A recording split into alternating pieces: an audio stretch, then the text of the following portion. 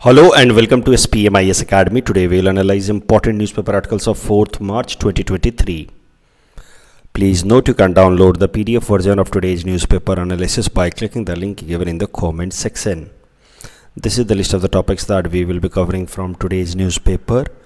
The first article is about Quad Group that has recently announced a working group on counter-terrorism. This topic is important from our syllabus GS paper 2. International relations point of view.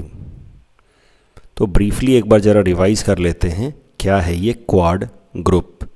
So it's a group of 4 countries, US, India, Australia and Japan. इन 4 देशों ने मिलकर के एक group बनाई है जिसका नाम है क्वाड।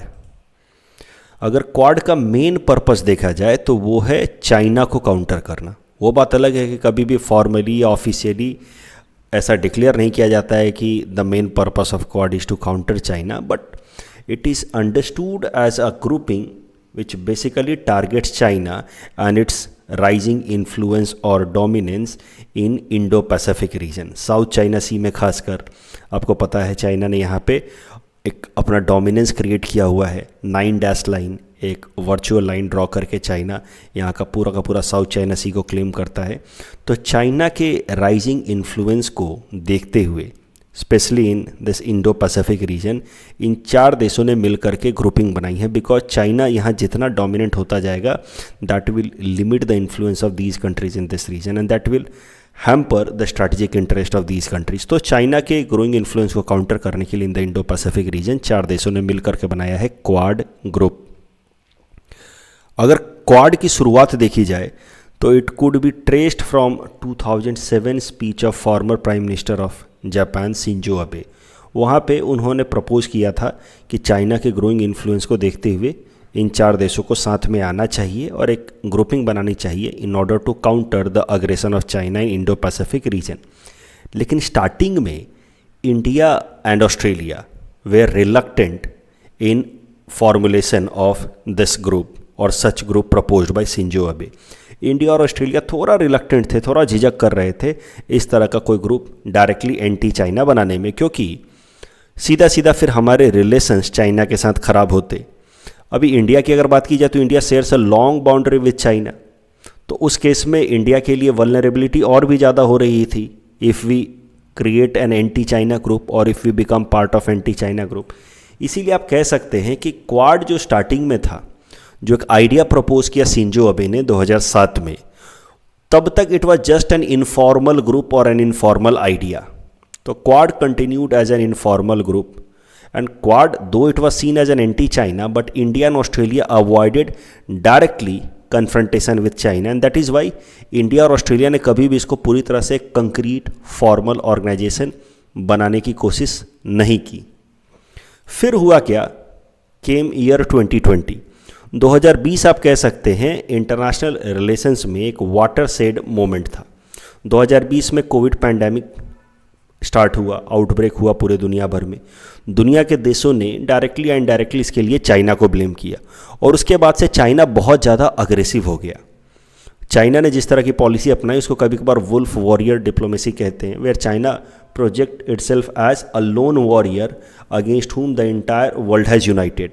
तो ऑस्ट्रेलिया ने 2020 में डिमांड की कि कोविड के ओरिजिन का एक इंडिपेंडेंट इन्वेस्टिगेशन होना चाहिए कि कहाँ से कोविड की शुरुआत हुई है, किस तरीके से शुरुआत हुई है, ताकि इस तरह के पैंडेमिक को फ्यूचर में अवॉइड किया जा सके।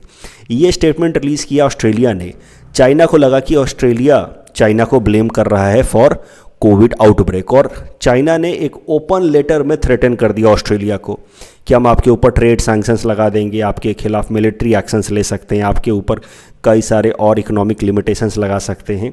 सो बेसिकली चाइना ने ऑस्ट्रेलिया को रिमाइंड कराने की कोशिश की कि ऑस्ट्रेलिया कितना ज़्यादा डिपेंडेंट है चाइना के ऊपर as far as forex reserve was concern, क्योंकि बहुत सारे चाइनीज स्टूडेंट्स ऑस्ट्रेलिया पढ़ने जाते हैं और वहाँ से बहुत सारा फॉरेक्स रिजर्व फिर ऑस्ट्रेलिया को मिलता है। तो ऑस्ट्रेलिया को एक बात का रियलाइजेशन हुआ 2020 में कि चाइना अपने ऊपर डिपेंडेंसी का कभी गलत उपयोग कर सकता है, जिस तरीके से उसने 2020 में ओपन थ्रेटन किया ऑस्ट्रेलिया को। और 2020 वो साल है जिसमें इंडिया और चाइना के बीच में बॉर्डर कन्फ्लिक्ट्स हुए। पहली बार आफ्टर 1962, जहाँ पे फिर हमारे कुछ जवान मर्टायर भी हुए, शहीद भी हुए। तो इंडिया और चाइना बॉर्डर पे इतना मेजर कन्फ्लिक्ट पहली बार हुआ। 2017 में जो डोकलाम हुआ भी था उसमें कोई डायरेक्ट कन्फ्रंटेशन नहीं हुआ था, लेकिन इस बार गलवान वैली इंसिडेंट 2020 में हमारे 20 जवान, 20 आर्मी ऑफिसर्स या जवान शहीद हुए थे गलवान वैली इंसिडेंट में। तो 2020 के बाद से इंडिया और ऑस्ट्रेलिया दोनों ही देश ने लगभग ओपन तरीके से एंटी चाइना स्टैंड लेना शुरू कर दिया। और यही कारण है कि 2020 के बाद से quad started to get a formal structure. India और ऑस्ट्रेलिया जो अभी तक क्वाड के फॉर्मलाइजेशन या कंक्रीटाइजेशन से थोड़ा सा रिलक्टेंट अप्रोच ले रहे थे, after 2020 both of they became very confident, and this began the second stage of Quad where its formalization began। Formalisation का मतलब है जहाँ पे ओपनली इन 4 देश के लीडर्स क्वाड समिट के नाम पे मीट करने लगे, फॉरेन मिनिस्टर्स मीट होने लगी, और अब सीधा सीधा एक क्वाड एक किसी भी इंटरनेशनल ऑर्गेनाइजेशन की तरह एक इंटरनेशनल फोरम बन चुका है जहाँ पर रेगुलर बेसिस पे मीटिंग होती है। जैसे ब्रिक्स है, G7 है, वैसे आप कह सकते हैं क्वाड भी एक फॉर्मल स्ट्रक्चर बन चुका है। और उसके पीछे मेन कारण है 2020 में चाइना का aggression against Australia and India. तो उसी कॉन्टेक्स्ट में ये करंट आर्टिकल है। अभी इंडिया ने हाल फिलहाल में रायसीना डायलॉग कंडक्ट कराया है। क्या है रायसीना डायलॉग, उसको हम देखेंगे थोड़े टाइम बाद।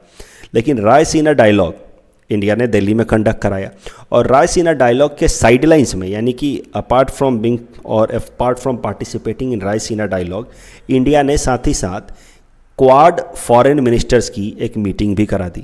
सो इंडिया कंडक्टेड और hosted quad foreign ministers meeting on the sidelines of Raisina dialogue. आप देख सकते हैं जापान, यूएस, ऑस्ट्रेलिया और इंडिया के फॉरेन मिनिस्टर्स या फॉरेन सेक्रेटरीज की ये मीटिंग हुई दिल्ली में on the sidelines of Raisina dialogue.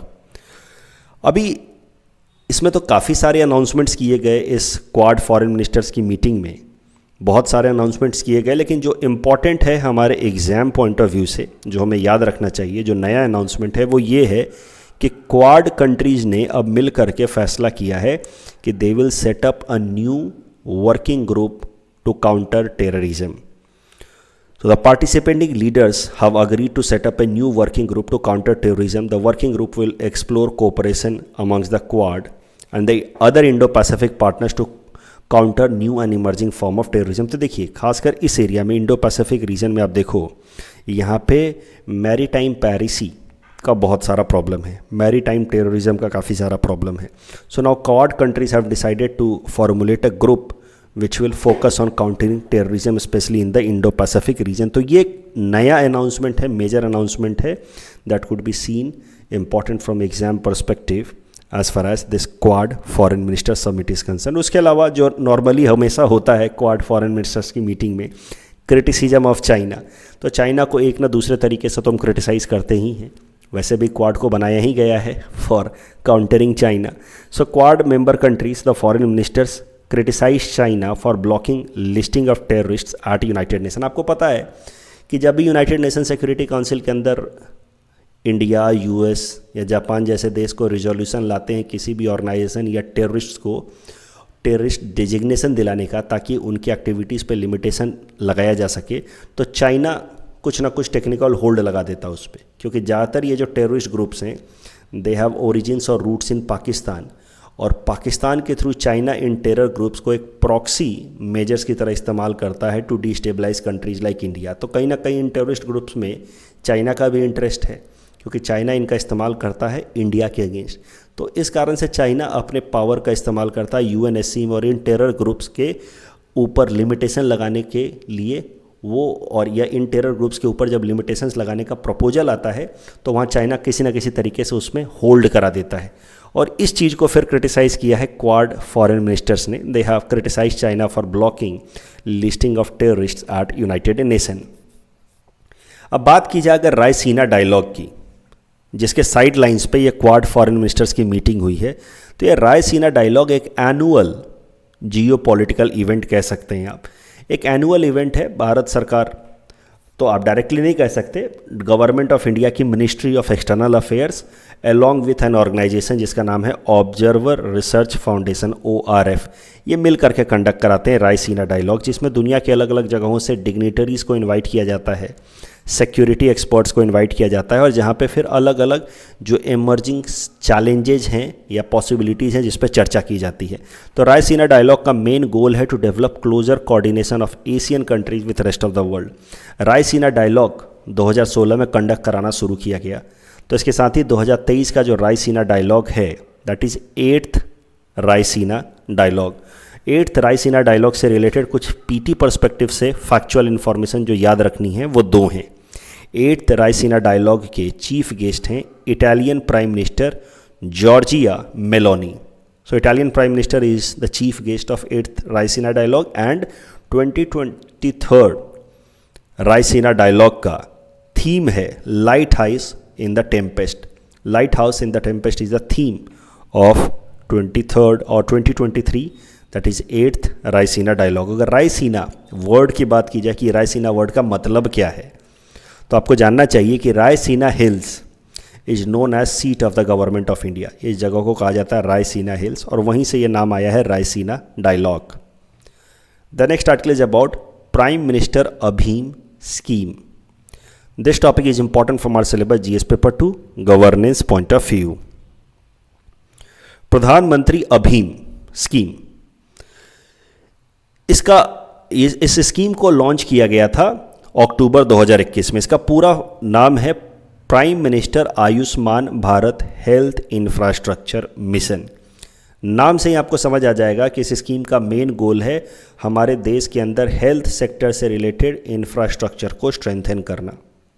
Pandemic के बाद से इस बात की रियलाइजेशन हो गई थी भारत सरकार को कि हमारे देश का हेल्थ इंफ्रास्ट्रक्चर काफ़ी कमज़ोर है, और वो भी फर्स्ट वेव में नहीं, सेकेंड वेव में जो 2021 में आया था उसके बाद भारत सरकार को इसका रियलाइजेशन हो गया था कि हमारा हेल्थ इंफ्रास्ट्रक्चर कितना कमज़ोर है, क्योंकि ऑक्सीजन सप्लाई का जो शॉर्टेज था जिस कारण से कई सारे लोगों की डेथ हुई, ब्लैक फंगस स्प्रेड हो रहा था जिस कारण से लोगों की डेथ हुई, और उस टाइम में हमारा हेल्थ इंफ्रास्ट्रक्चर पूरी तरीके से डिस्ट्रॉय या आप कह सकते हैं वल्नरेबल हो गया था। तो अक्टूबर 2021 में जब सेकेंड वेव थोड़ा सबसाइड हुआ तो भारत सरकार लेकर के आई PM अभीम स्कीम, प्रधानमंत्री Ayush Bharat health infrastructure mission, जिसका काम ही है, नाम से आपको पता चल रहा है, to strengthen the health related infrastructure of our country. तो इसी से मिलता जुलता एक और स्कीम पहले से चल रहा है हमारे देश में, नेशनल हेल्थ मिशन, जिसका काम हेल्थ इंफ्रास्ट्रक्चर को स्ट्रेंथन करना है। तो PM अभीम runs in addition to national health mission as far as health infrastructure strengthening of our country is concern. जैसा कि ऑब्जेक्टिव मैंने आपको बताया, PM अभीम का ऑब्जेक्टिव है strengthen grass root public health institutions, expand and build IT enabled disease surveillance system, expand research on COVID-19 and other such infectious disease in order to promote the concept of One Health। One Health का concept मैं पहले भी newspaper analysis में बता चुका हूँ। देखिए, है तो काफ़ी पुराना कॉन्सेप्ट, लेकिन इसको पैंडेमिक के बाद ये काफ़ी पॉपुलर हुआ। वन हेल्थ का मतलब है कि we should see our self in connection with the other species living around. जैसे हम इंसान, हमें अपने आप को जोड़ करके देखना चाहिए विद द फ्लोरास, पेड़ पौधे जो हमारे आसपास में है, एंड द फौना, जो जीव जंतु जानवर हमारे आसपास में, उन सब को मिला करके पूरे इकोसिस्टम को एक यूनिट की तरह देखना चाहिए। क्योंकि अगर पेड़ पौधों में भी कोई बीमारियां होंगी तो उसका इम्पैक्ट हमारे जीवन पे पड़ेगा। अगर किसी जीव जंतु जानवरों में कोई बीमारी फैलेगी तो उसका भी इम्पैक्ट हमारे जीवन पे पड़ेगा। क्योंकि यू ऑल नो कि the Covid pandemic started because of the virus that was harboured in bats. तो वो बीमार हुए, वहाँ से हम बीमार हुए। तो इसके बाद से, पैंडेमिक के बाद से, कोविड पैंडेमिक के बाद से कॉन्सेप्ट काफ़ी पॉपुलर हुआ पूरे दुनिया भर में। One health means don't see human health as a concern separate from the health of animals and plants around us. See the entire ecosystem as one biotic component and try to keep the entire ecosystem healthy. One health. तो अभी तक तो आपको बात समझ आ गई PM अभीम scheme के बारे में। इसका मेन गोल है हेल्थ इंफ्रास्ट्रक्चर को स्ट्रेंथन करना। PM अभीम स्कीम हाल फिलहाल में न्यूज़ में इसलिए आया है क्योंकि वर्ल्ड बैंक ने $1 बिलियन का लोन रिलीज़ किया है पीएम अभीम स्कीम के अंतर्गत हेल्थ इंफ्रास्ट्रक्चर को स्ट्रेंथन करने के लिए। तो $1 बिलियन का जो लोन है वर्ल्ड बैंक की तरफ से, ये 2 हेडिंग्स में आ रहा है। पहला हेडिंग है public health system of pandemic preparedness programme और दूसरा है enhanced health service delivery programme. दोनों ही हेडिंग के अंतर्गत $500 मिलियन का लोन आएगा इंडिया के पास। टोटल मिलाकर के $1 बिलियन का लोन आएगा इंडिया के पास in order to strengthen its health infrastructure under अभीम स्कीम। तो अगर वर्ल्ड बैंक की जरिए थोड़ी सी बात की जाए, वर्ल्ड बैंक के अलग अलग इंस्टीट्यूशंस की बात की जाए, तो हमें और क्लैरिटी आएगी अबाउट दीज 2 लोन्स। देखिए, world bank is actually a group of 5 institution, मिलाकर के इनको कहते हैं वर्ल्ड बैंक ग्रुप।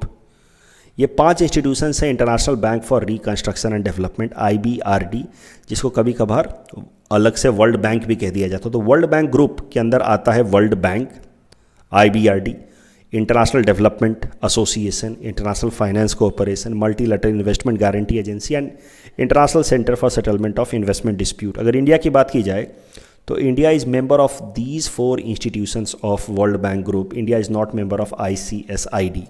अब ये जो ऑर्गेनाइजेशन है IBRD, जिसको हम लोग वर्ल्ड बैंक भी कहते हैं, which is one of the 5 institutions under world bank group, ये IBRD 2 तरीके का लोन देता है। एक लोन का नाम है public health system and pandemic preparedness, दूसरा है enhanced health service delivery programme. दोनों ही तरह का लोन दिया जाता है दुनिया के डेवलपिंग कंट्रीज़ को, जहाँ पे हेल्थ इंफ्रास्ट्रक्चर को और ज़्यादा स्ट्रेंथन करने की ज़रूरत है। इन दोनों ही तरह के लोन में जो मैच्योरिटी पीरियड होता है वो 18.5 ईयर्स का होता है विथ ग्रेस ऑफ 5 ईयर्स। तो यानी कि टोटल 23.5 साल तक, 23.5 ईयर्स तक लोन को आप हम अपने पास रख सकते हैं और उसके बाद ही इनको लौटाना है। तो इन दोनों ही स्कीम्स के अंतर्गत जो वर्ल्ड बैंक का स्कीम है to give loan to the developing countries, इन दोनों स्कीम के अंतर्गत इंडिया को $500 मिलियन मिले हैं। टोटल $1 बिलियन मिला इंडिया को in order to strengthen its health infrastructure, जिसका इस्तेमाल इंडिया करेगा अपने हेल्थ इंफ्रास्ट्रक्चर को स्ट्रेंथन करने के लिए अंडर PM अभीम स्कीम। तो वर्ल्ड बैंक ने इन दोनों लोन्स के अंतर्गत हमें पैसा दिया है और हम इस पैसे का इस्तेमाल करेंगे अंडर PM अभीम scheme in order to strengthen our health infrastructure. इस टॉपिक के बेसिस पे ये प्रीलिम्स प्रैक्टिस क्वेश्चन हमने आपको दे रखा है। यहाँ पे थोड़ा हिंट्स भी दे रखा है, इस हिंट्स को पढ़ करके आप इस क्वेश्चन को अटेम्प्ट कर सकते हैं and you can submit the answer in the comment section. The next article is about MOU between IIT Guwahati and सर्व शिक्षा अभियान Assam. This topic is important from our syllabus GS paper 2 governance point of view, especially from education segment. सबसे पहले सर्व शिक्षा अभियान या सर्व Shiksha scheme के बारे में ज़रा समझ लेते हैं। सर्व शिक्षा स्कीम भारत सरकार की मिनिस्ट्री ऑफ एजुकेशन की इनिशिएटिव है, जिसका मेन गोल है स्कूल लेवल के एजुकेशन के स्टैंडर्ड को इम्प्रूव करना। तो Sarva Shiksha scheme focuses at improvement in education standard at school level from pre school to class 12। पहले कैसा होता था कि स्कूल लेवल पे भी एजुकेशन स्टैंडर्ड्स को इम्प्रूव करने के लिए 3 अलग अलग स्कीम्स चलाए जा रहे थे।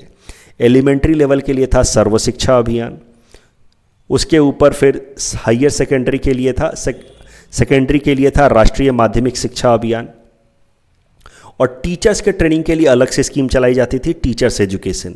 बाद में भारत सरकार ने क्या किया, सर्व शिक्षा अभियान, राष्ट्रीय माध्यमिक शिक्षा अभियान जो सेकेंडरी एजुकेशन के लिए था, और टीचर्स एजुकेशन या टीचर्स ट्रेनिंग, ये 3 अलग अलग स्कीम्स को एक साथ सब्ज्यूम करके उनको एक ही स्कीम के अंतर्गत ला दिया, समग्र शिक्षा अभियान। तो पहले था सर्व शिक्षा अभियान फॉर एलिमेंट्री एजुकेशन क्लास 8 तक, राष्ट्रीय माध्यमिक शिक्षा अभियान था for class 9 to 12 and teachers education वो टीचर्स ट्रेनिंग को देखने के लिए था। ये तीनों स्कीम को मिला करके अब एक स्कीम ला दिया गया है जिसका नाम है समग्र शिक्षा अभियान। तो समग्र शिक्षा अभियान एक होलिस्टिक प्रोग्राम है भारत सरकार का, हॉलिस्टिक प्रोग्राम, जिसमें स्कूल लेवल पे एजुकेशन स्टैंडर्ड्स को इम्प्रूव करने पे फोकस किया जाता है, right from pre school level to class 12, plus it focuses on teachers training as well, teachers who are teaching in schools. Samagra Shiksha अभियान या समग्र शिक्षा स्कीम को थोड़ा अपग्रेड किया गया after release of new education policy in 2020। तो समग्र शिक्षा स्कीम 2020 के बाद थोड़े से बदलाव लाए गए, इसमें कई नए इनिशिएटिव स्टार्ट किए गए। जैसे now Samagra Shiksha Abhiyan focuses on providing और implementation of right to education act. It also has been aligned with recommendation of new education policy. तो इसके अंतर्गत कई सारे नए इनिशिएटिव्स शुरू किए गए हैं, जैसे निपुण इनिशिएटिव या फिर पढ़े भारत इनिशिएटिव और इस तरीके के कई सारे परख इनिशिएटिव, एक external evaluator to bring uniformity in school level exams. तो इस तरह के कई सारे इनिशिएटिव्स लाए गए हैं समग्र शिक्षा स्कीम के अंतर्गत after release of national education policy of 2020। इसी कारण से नेशनल एजुकेशन पॉलिसी 2020 के बाद से हम लोग कहते हैं कि समग्र शिक्षा अभियान का सेकंड कंपोनेंट या सेकंड पार्ट शुरू हो गया, जिसको हम लोग कहते हैं समग्र शिक्षा स्कीम 2.0। अभी current news is related with समग्र शिक्षा scheme itself. IIT Guwahati has signed an MOU with समग्र शिक्षा सेगमेंट ऑफ आसाम। तो समग्र शिक्षा स्कीम को आसाम में इम्प्लीमेंट करने के लिए आसाम सरकार की एक इंस्टीट्यूशन है समग्र शिक्षा। IIT गुवाहाटी ने समग्र शिक्षा आसाम के साथ एक अग्रीमेंट साइन किया है in order to develop scientific temper amongst school students of Assam. इसमें IIT गुवाहाटी स्कूल लेवल पे बहुत सारी एक्टिविटीज़ रन करेगा इन हाइब्रिड मॉडल, यानी कि ऑनलाइन ऑफलाइन मॉडल में स्कूल लेवल पे कई सारे इनिशिएटिव्स रन करेगा in order to develop scientific temper amongst the students of Assam. जैसे कि स्टेट लेवल क्विज कंपटीशन हो सकता है, मैथ्स ओलंपियाड कराया जा सकता है, ये सब कराया जाएगा in order to develop scientific temper amongst the school going kids of Assam. तो IIT गुवाहाटी और समग्र शिक्षा आसाम के बीच में ये अग्रीमेंट साइन किया गया। इस टॉपिक के बेसिस पे प्रीलिम्स प्रैक्टिस क्वेश्चन हमने आपको दे रखा है। Please attempt this question and you can submit the answer in the comment section. The next article is about बड़े सहारिया भावना। तो भावना तो आपको पता है एक तरीके का आर्ट प्रैक्टिस किया जाता है हमारे स्टेट आसाम में। अभी उसमें भी एक स्पेशल तरीके के भावना के बारे में हम बात करेंगे। This topic is important from our syllabus GS paper 5 Assam issues point of view. तो बड़े Sahariya Bhaona is more than 200 year old drama festival जो हर 5 या 6 साल में एक बार कराया जाता है in Jamuri Ghat which is a small town in Sonitpur district of Assam. पहली बार इस फेस्टिवल को 1797-1798 में कराया गया था। ये बड़े सहारिया भावना एक स्पेशल तरीके का भावना या ड्रामा फेस्टिवल है। तो भावना तो आपको पता ही है, आर्ट ड्रामा, उसमें भी स्पेशल तरीके का है ये, जिसको जमुरी घाट में कराया जाता है। 1797-1798 में शुरू किया गया। It is led by many singers, गायन, बोरा, साउंड्स, भोरतल एंड खोल म्यूजिक इंस्ट्रूमेंट सबका इस्तेमाल होता है। करंट न्यूज़ ये है कि जमुरी घाट में बड़े सहारिया भावना फेस्टिवल इस साल 6 से लेकर के 9 मार्च तक मनाया जाएगा। ये 6 साल बाद मनाया जा रहा है। The next article is about Shishu Sarothi. देखिए ये न्यूज़ इंपॉर्टेंट नहीं है, बट ये ऑर्गेनाइजेशन सीसु सारोथी जो हमारे असम का ऑर्गेनाइजेशन है, इसके बारे में आपको जानना चाहिए। इस कारण से ये मैं आर्टिकल कवर कर रहा हूँ। तो न्यूज़ नहीं बताऊँगा, सिर्फ बताऊँगा सीसु सारोथी है क्या। तो इस topic is important from our syllabus GS paper 5 Assam issues point of view. Shishu Sarothi Assam based NGO है जिसका मेन गोल है वो बच्चे जो किसी तरीके के physical handicap, mainly cerebral palsy से शिकार हैं इसके या इससे ग्रसित हैं, उनका देख रेख करना। तो Shishu Sarothi award winning NGO based in Assam reaching out to the children facing cerebral palsy and other related disorder. It was established in 1987 and through the Center of Inclusive Education, Sisu Sarothi is providing free and quality education to the marginalized and underprivileged children with such mental disabilities. Sisu Sarothi scheme या Sisu Sarothi जो organisation, इसके बारे में आपको जानना चाहिए। कल जो हमने आपको प्रैक्टिस क्वेश्चन दिया था उसका आंसर देख लेते। देखिए पहला स्टेटमेंट गलत है। IUCN is not an organ of United Nation. It has got an observer status at United Nation but it is not an organ of United Nation. तो पहला स्टेटमेंट गलत होते ही you get the right answer by elimination method. Correct answer is option B. Same story is true for this question. You know कि Afghanistan is not a member of SCO। तो तीसरा statement गलत होते ही you get the right answer 1 and 2 only. तीसरा eliminate कर सकते। तो ये both questions are example of elimination method. That's all from our side for today. Thanks for watching.